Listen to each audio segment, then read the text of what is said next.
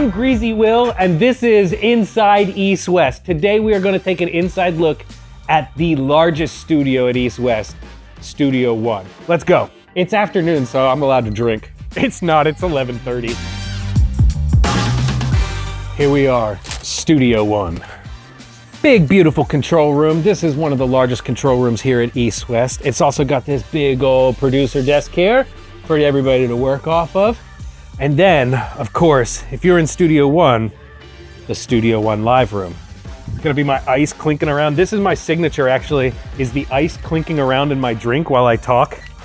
This big, glorious room was the entire reason for this studio. This studio was custom built specifically for Frank Sinatra, which is why it is so big. Because at the time Frank Sinatra is doing these big bands, you know how to have a lot of space, and everything was still recorded live. So all of the players had to fit into a big giant room.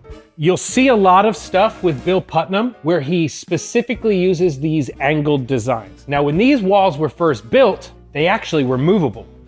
Inside each one of these things was a little box that allowed Bill Putnam to adjust how flat or how angled these walls were. What he found was that anytime somebody other than him came in and tried to use them, they screwed it all up. So he permanently fixed them so they could never be moved again, because Bill Putnam's the type of petty I appreciate. One of the main focal points of Studio One is this 9-foot Bechstein. This is a $300,000 piano. It is absolutely fantastic. What is really cool about East West, and I'll repeat this many times, is that every studio has its own unique characteristics and its own special things. Studio 3's piano is a small Steinway & Son that belonged to Frank Sinatra. Studio 1's piano is this big, beautiful 9-foot Grand. Studio 2's piano is a Yamaha. So you get a little bit different vibe for every studio. Something that they love to brag about here at East West is the chairman of the board himself. He used to stand on this podium, be a part of his orchestra, talk to his people. There's a really good video of It Was a Very Good Year. Frank's up here, he's smoking a cigarette, singing into his microphone, walking around, doing a good job, Charlie, keep it up, type shit. And I love that shit. I love seeing the way that they used to use this studio and the way that it's changed over the years. But one of the most important things about this studio is the fact that the studios themselves have not changed. Technology has changed. Some of the control rooms have been modified slightly to accommodate the current layout, but overall, these rooms themselves remain unchanged. Studio One and Studio Two are the only studios with true ISO booths. Now, I say that, but Studio One's ISO booth is not really an ISO booth. First of all, it's bigger than some studios. Like, I have been in many studios that were not this big. There is a huge difference in the size of what is in here versus out there. It is massive out there, and in here it dries up a whole bunch. So this is often the place where at East West people will put a vocal booth to use the singer so that the singer doesn't have a bunch of room inside of their vocal. Often too, they will put drums inside this room so that they can use these somewhat blocked off walls here to isolate between the drummer and the band. This also becomes the storage area for the B3s that exist here, and the Leslies, and the risers, and the foam, all needed to make Studio One the ideal recording situation for whatever you're gonna do. Now, I have done everything inside of this room, from literally solo vocals all the way up to an 80-piece orchestra, where we had a drummer in here and timpanis out in the live room, and then a full, like 45, 50-piece orchestra playing all at the same time. This studio is amazing because of its size. There is not a lot of Hollywood-sized studios like this. This is one of the biggest rooms in Los Angeles that is not a full-time scoring stage like Fox. I've been very fortunate in my career to do so many different sessions inside of this room, and I've always really appreciated the room and used the room specifically for its attributes. This is a very small area, so it's easier to get away with doing things that need to be tighter in here. Whereas the live room out here is just huge decay! Also, one of the cool things about this room is the lighting rig that goes along the whole side of the walls and the spotlights down the middle, which gives this room the ability to be part of a movie world as well. They film a lot of music videos in here. They film a lot of music related, like the Pet Sounds biopic, Love and Mercy, the Brian Wilson biopic was shot largely in here and in Studio 3. And this cool little guy here controls the lights out in the live room. As you can see, there's some presets that you can just switch between different colors. And that's something I love to do. This is a vibe thing for me. So if I'm not using this professionally, which actually my first credit in the audio industry was actually for a lighting credit and not for audio, which is, I don't know, I'd say about 60% embarrassing for me, but it's fine. So if you're not using it professionally for the film crew or whatever, I like to use it to set the scene for each band. If a band is recording a song that's, you know, got some anger to it or some angst to it, it's like, oh, throw the red up, make it feel real vibey out there. If they're doing some cool shit or some, you know, like, ooh, let's do an aquarium look for the room. And you can shut off and change any part of the lights that you want for the live room to set the scene for the band. So I'm standing here inside of an improvised vocal booth. East West, like many older studios, doesn't have a lot of ISO booths. It's not something that they did back in the day because in order for a band to play together, everybody had to be in the same room. You were using multiple microphones, but you only had really a few channels to record to on tape. So everybody had to be in the same room and they embraced the bleed. But because of that, there is not a lot of ISO booths at East West. Here in Studio One, the ISO booth is damn near as large as a regular studio in almost any way. So what we do at East West to control that is we build isolation like this. Now, this is not going to be true isolation in the sense that, like, if a band were in here, they would all be bleeding into it. But what it is doing for us is it is giving us some control over this massive room. Now this room is huge, and if you were recording a vocal inside of this room, you would get all of that large room sound inside of your vocal. We do this in all three main tracking rooms as a way to control the amount of live that goes in it. What we do is we put up these gobos and we decorate them nice so that they look really cool, and then we tuck this in here. Now, the difference between what it sounds like here and what it sounds like over here is a massive change.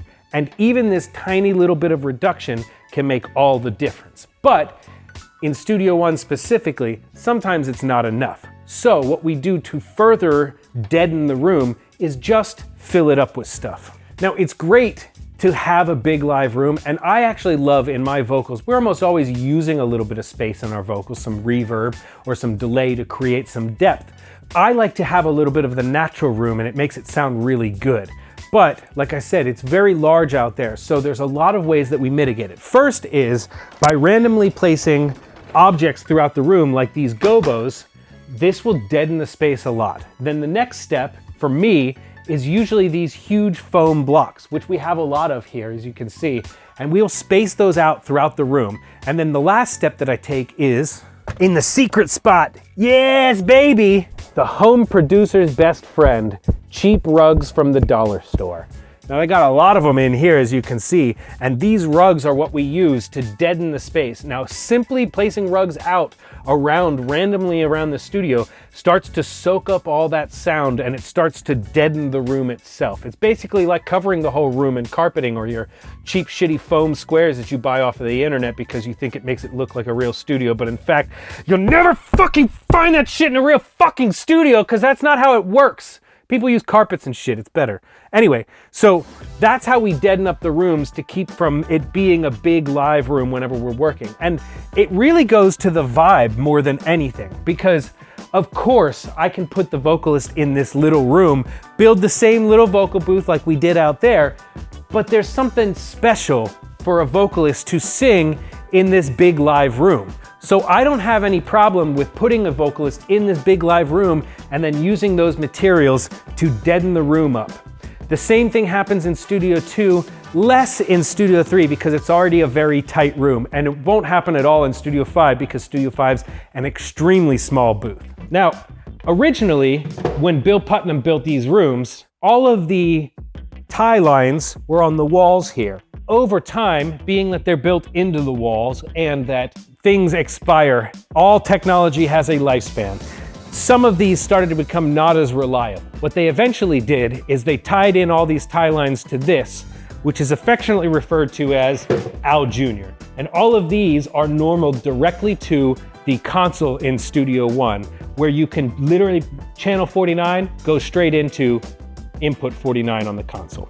The reason that this room is so big isn't just its physical size, but the ceilings themselves are 17 feet tall in here. They're also 17 feet tall in the ISO booth, but it gives an openness out here that isn't replicated the same way in the ISO booth. There's also a little secret about the East West Studio One, is this big thing right here is actually a giant bass trap. If you move around the room, you'll notice there's different frequency responses throughout the room, but the closer you get to this big wall here, the less bass response you get because it's kind of absorbing all of that low end, and it's not building up like other spots in the room. This is something that can be used to your advantage when you're working inside this room, is knowing that this area over here has a different bass response than, say, that area over there. The live room speakers here are Uri Technology speakers, and they actually sound amazing despite the fact that they're like 50 years old. This is one of the cooler things in this room, is that. And then there's also on the far side, which it's not down right now. I might be making a mistake by doing this, but there is also a large projector and a large projection screen which can be used to put movies on. When I worked here, we sometimes on the weekends when we were slow, we would bring couches into the live room and play Nintendo 64 up on the big projection screen. It was a lot of fun. It's one of those secret things about East West that you don't necessarily know about unless you know about the hidden projection screen. Now, inside the control room. All right. This console is a massive 80-channel Neve 8078. This was at one time the largest console in the world. It's been eclipsed by today's standards, but at the time, it was the largest. It was originally built for Michael Jackson. Now, here's the thing about studio lore. If you ask anybody at any studio the history of their consoles or the history of their rooms, you will get a little bit of jumbled answers, because in America, and this is contradictory to Europe, to England specifically. If you ever look at old English engineers, these motherfuckers are in white coats. They are just like out there just like with like clipboards and shit looking scientific.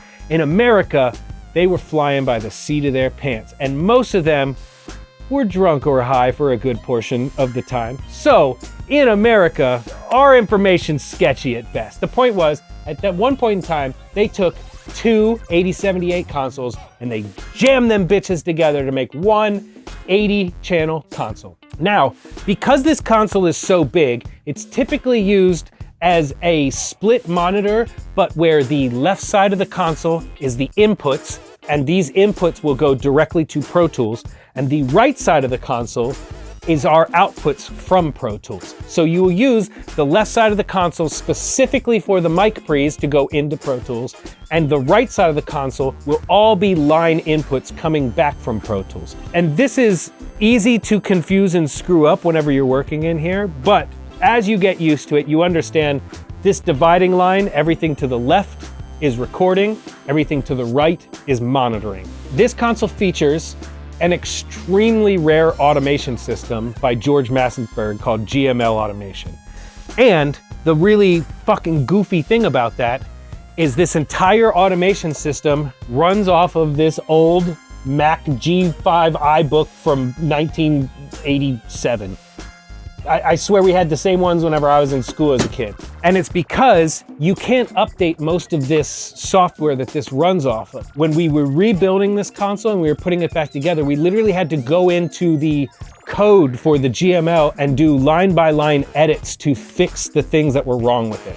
This console intimidated me when I first came here because it looks monstrous. But for anybody that understands consoles, you know you don't actually have to learn every single channel. You just have to learn one channel, and it's the same thing 80 times. So there's not a lot going on any one of these channel strips, and it's actually incredibly simple to use because it's no different than your mic pre that you might have at home if you're not just using a Focusrite. So starting at the top, it's just super simple. The mic pre is right here. There's a line trim on it, but most of the time we're not using those at all. Then comes the EQ section, which is from here to here, just a few bands, not really a lot going on there. And then down here are all of the reverb and Q sends, which essentially get used the same way because we don't use the Q sends for headphones anymore. We only use them for effect sends if needed. Of course, each channel has a solo and mute, and there's also an insert on every channel for the sends and returns to this board. So if you need to use a send and return on this board, everything is on a switch. A little known feature about this board, and something that very rarely gets used, is that it still does have a monitor section. Like I said, because this board is so big, we typically just use the 40 channels here that are coming back from Pro Tools already, but they are also normal to these same 32 channels. Now, one time in my career, I was forced to use all 80 channels of mic pre's and return everything on the 32 channels of the monitor section. And because it doesn't get used that often, there can be some issues with it, but it still sounds really good, and it's a cool little section to be able to function off of because it's just straight returns and pans, unlike other monitor sections that have like EQ sections in them as well. Studio One is all about versatility. Everything in Studio One is designed for functionality during tracking sessions. Now, people do mix in here occasionally, but to me, Studio One is so much more about a large band tracking situation. Like I said, I've done huge orchestras in here, 80p scoring sessions. I've done monster sessions in Studio One, and it's the versatility. It's the fact that if you need to, you can have 40 channels over here to record into, but also another 40 channels that can be used as recording. So if you really were crazy, you could actually put 80 channels of recording into this Pro Tools session in here. Because this is a massive console, we have a massive patch bay, but it is fairly simple, just as you'd expect. The only tricky part of this is, unlike Studio 2 and Studio 3, where Phantom Power is on all the time, Studio One, you have to actually assign the Phantom Power over here. And that's what these little switches are for. The last little thing about Studio One and the way that it functions is this is essentially becoming your center section, where in other studios it's actually on the board. We've got this little floating console here. This gives us the ability to select our different speakers, the mains, and 3 alternates, which in this room are almost always the NS10s as the NF1, and then Neofield 2 and 3 you can swap out with anything else that's going on. You also have your talkback on here, and a dim switch, and then also a on and off switch for the mains themselves. All of these are simply masters for anything that you want to assign over here. Group select, push this guy, and then push this guy, and this guy. Push these all up, and